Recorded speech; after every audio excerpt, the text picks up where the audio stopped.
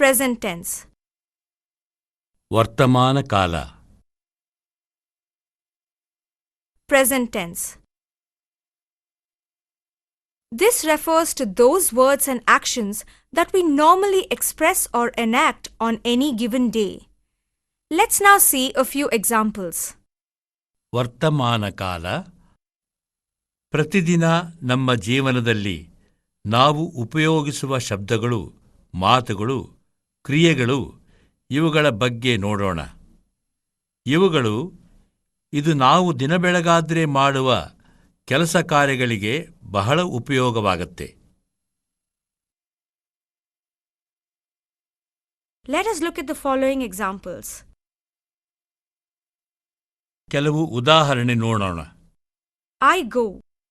ನಾನು ಹೋಗುವೆ. I drink.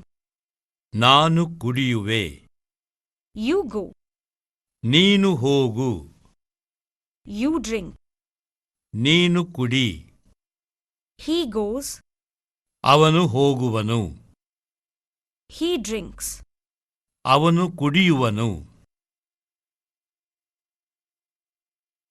She goes. ಅವಳು ಹೋಗುವಳು. She drinks. ಅವಳು ಕುಡಿಯುವಳು. We go. ನಾವು ಹೋಗುವೆವು. We drink. ನಾವು ಕುಡಿಯುವೆವು. They go. ಅವರು ಹೋಗುವರು. They drink. ಅವರು ಕುಡಿಯುವರು. A statement can be negated using not. ಒಂದು ವಾಕ್ಯವನ್ನು ಇಲ್ಲ ಎಂಬ ಶಬ್ದವನ್ನು ಉಪಯೋಗಿಸಿ Let us see some ಅಭಾವಗೊಳಿಸಬಹುದು. examples. ಕೆಲವು ಉದಾಹರಣೆ ನೋಡೋಣ. I do not go. ನಾನು ಹೋಗಲ್ಲ. I do not drink. ನಾನು ಕುಡಿಯೋಲ್ಲ. You do not go. ನೀನು ಹೋಗಬೇಡ. You do not drink. ನೀನು ಕುಡಿಯೋಲ್ಲ. He does not go. ಅವನು ಹೋಗೋಲ್ಲ.